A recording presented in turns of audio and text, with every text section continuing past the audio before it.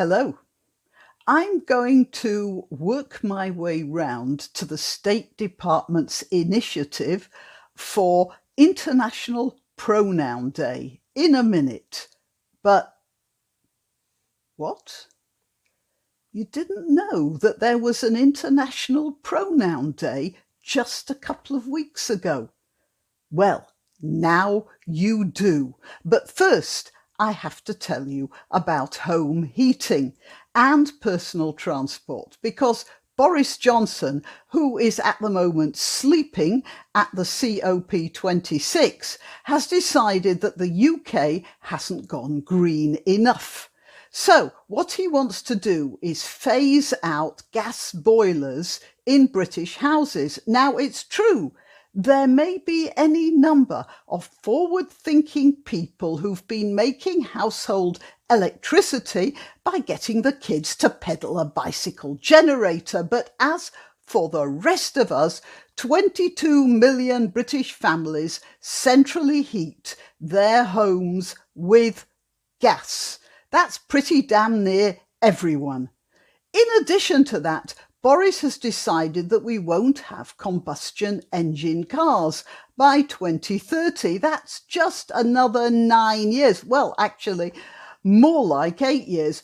Not that long, and probably involving huge disruption to just about every aspect of British society. Not to mention all those kids mining cobalt in Africa. But I digress. For a country that's just recovering from COVID and not too well either by all the statistics, wouldn't most reasonable people say that rather than heading for weird green ideas, some of which cannot possibly work, it might be better to concentrate on reviving industry? Ah, I hear you say, but I suppose industry brings all sorts of inconvenient choices, like the amount of dirt most industry produces, for instance. Why don't we leave that to the poor people in the third world? However, whatever nonsense Boris comes up with, he really has been picked to the post by the State Department. See, I told you I'd get round to it eventually. I'll bet at least half of you had no idea that it actually was International Pronouns Day at the end of last month. It was on the third Wednesday in October. Or possibly that was Tuesday, or maybe it was Monday. You see, I don't know what day it was because it's all about how the days identify. And that could change, you know. I mean, Monday is actually a corruption of Moon Day. So what if Saturday, that is Saturn's Day, decided that it also wanted to be Moon Day? After all, the moon is nearer the sun, whereas Saturn is stuck out there in the cold, waiting for the sun to expand so that all those chunks of ice circling it at the moment might start developing something that actually moves. But that's going to take millions of years, and who has time to wait? Anyway, back to International Pronouns Day and Boris Johnson's green agenda. You see, what I'm worried about is China. No, I'm not that worried about the hypersonic missile they've just tested that went round the planet even faster than COVID.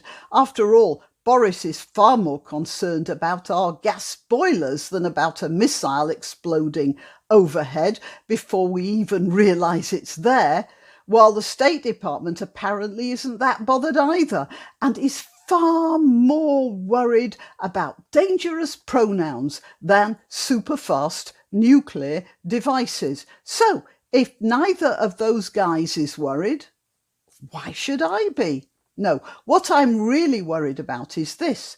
China have all these advantages. You see, first of all, they use coal, not gas, for home heating and everything else. And as for pronouns, well, you see, in Chinese, there is no gender-specific pronoun. Did you know that? And what that means is that instead of wasting time on worrying about their home heating and getting rid of gas, which they don't have, and worrying about making sure they have the correct pronouns with which to address the detainees in their re-education camps, whatever, instead of wasting time on getting the heating right and the pronoun right, they can steam right ahead, producing hypersonic missiles and mobile phones and gadgets for clipping your dog's toenails. How can you possibly beat a country like that? Why not treat yourself or a favoured relative or friend to these magnificent examples of merch? The mugs and t-shirts come in the Graniopteryx design or Granbo with a firearm or the more deadly knitting needles. Go to www.graniopteryx.com and whatever platform you're watching this on, please click like, subscribe and share.